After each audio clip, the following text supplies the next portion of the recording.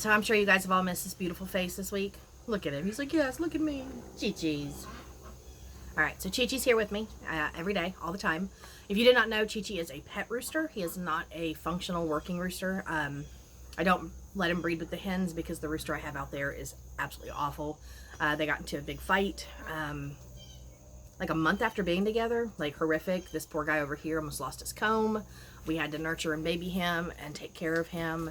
So he was raised by himself to begin with. He was my first chicken I ever got.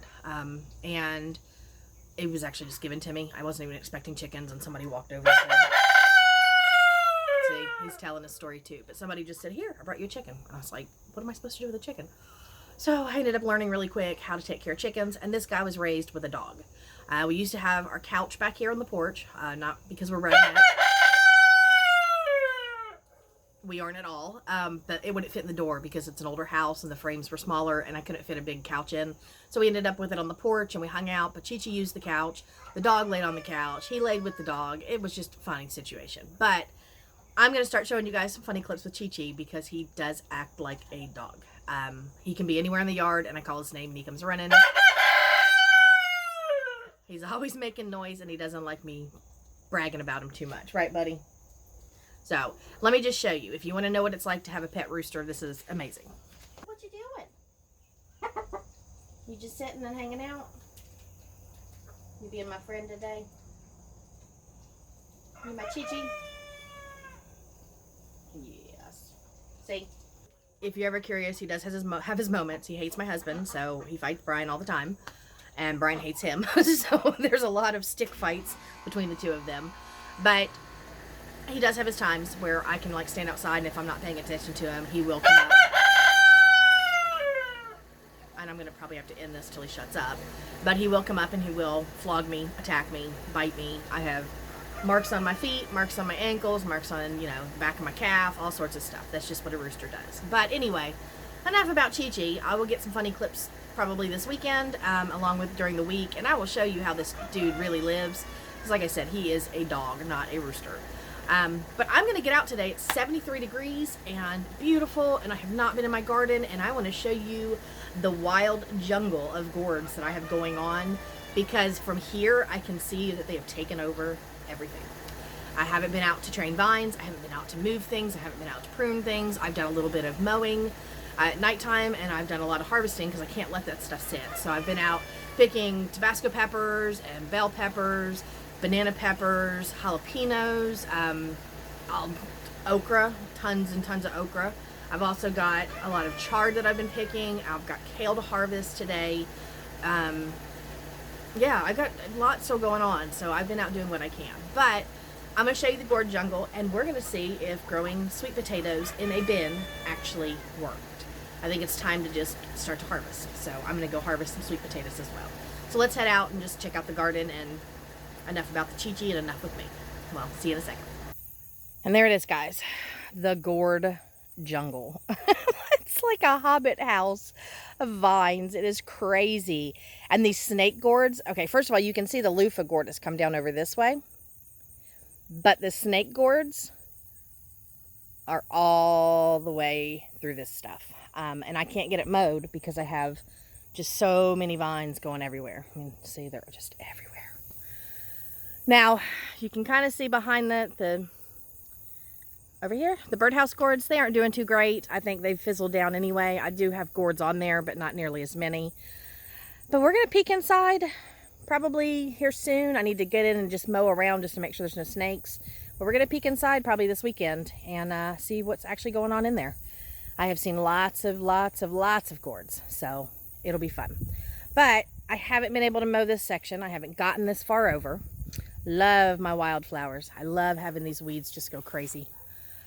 But this is all just unusable. The pumpkin never made it. It died. And this big patch over here beside the old drum is actually where the sweet potatoes are. So I'm going to pull those bins out. I'm going to grab a crate and let's see if we actually got some sweet potatoes. All right, so that's the 2 bins of sweet potatoes. All the research I did said when the vines start to die down and turn yellow, then it's definitely time to, ants.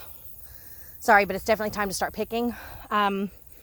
Right off the bat, I notice there's a sweet potato right there. So I can see a couple sticking up a little bit. That means we've got sweet potatoes. So let's do this, guys. Let's see how many sweet potatoes I actually got. All right, crate. I'm gonna start by just pulling vines. Girls are laying eggs, it's gonna be noisy. What I wanna just kind of pull these out.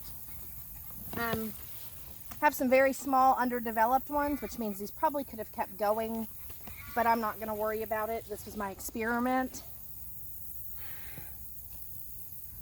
And I would say that's a beautiful experiment. I mean, that's a sweet potato. Beautiful sweet potato. So I at least have one, and I actually originally only put 3 plants in here, into each bin, 3 slips. So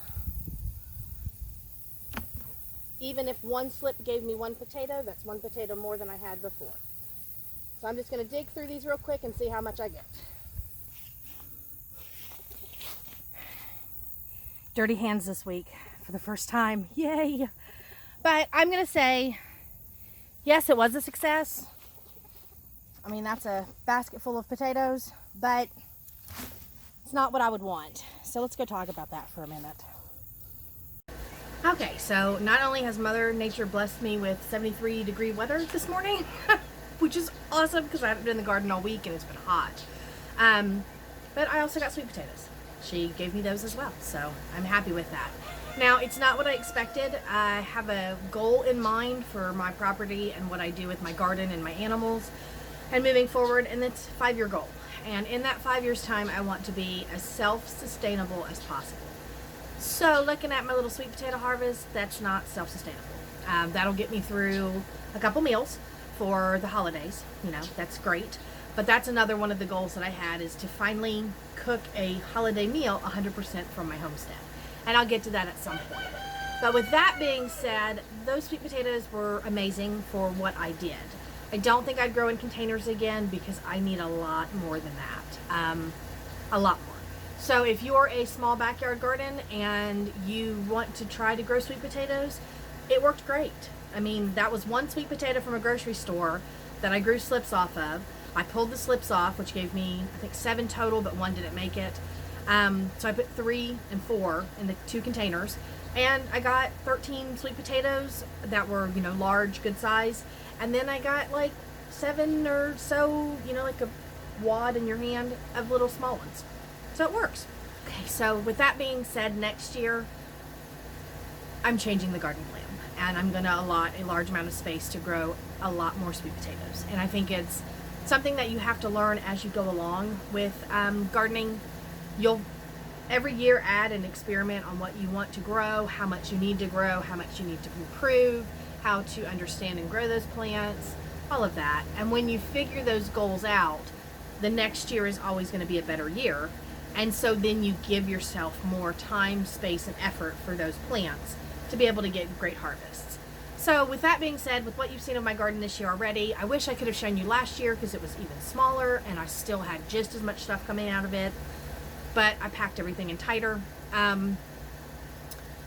Yeah, my garden won't look the same next year. I'm going to change it all up. And the reason being is because I need to grow more food. I get quite a bit out there, but not enough. Like those sweet potatoes, I really wish I would have had more. If you're new to sweet potatoes and you don't know this, you need to cure the sweet potatoes for 3 weeks at a minimum. What that means is that don't wash them, don't do anything to them, just take them, set them out. You can lay them across racks, you can lay them in cardboard boxes. I'm just going to leave mine in a crate because those work really well. But you need to let those sit for a minimum 3 weeks. All the sugars that are in there are going to then concentrate and move throughout the sweet potato, and that's what makes them a sweet potato. If you right now took those sweet potatoes and started to cook them like I'm seeing people across YouTube do, no, that's not right, people. You got to do your research on how to eat, preserve, and harvest and all of that on your produce, because if not, you're wasting it and you're doing it wrong. And you cannot just take sweet potatoes you picked 3 days ago and chop them up and throw them in a hash, because it's not a sweet potato. It's just a very starchy, heavy potato flavor. It might have a little sweetness, but not nearly as much as it would need. So cure your sweet potatoes for 3 weeks. So that's what I'm going to do. And then I'm not going to can them because I don't think it's even worth trying. But they should properly store, because of the temperatures in my kitchen, they should properly store for me to be able to use them at the holidays. If by some chance they don't, I'm just going to take them, peel them, blanch them, and freeze them. And I'll just use them as frozen sweet potatoes. Yeah, I guess that's the best. I mean, I might can them. We'll see. But if they start to look like they need to be moved forward, done something else, I'll do that. But anyway, I enjoyed getting out in my garden today. I'm enjoying this weather, and I'm going to go get more done because I'm behind. I've had virtual school all week, and I haven't gotten anything done. Nothing. It's just whole roller coaster of technical difficulties, and then behind on work now, and so I'm going to get that all fixed. Get my work done, get myself caught up. So thank you guys for stopping by, and I'll see you in the next one. Bye.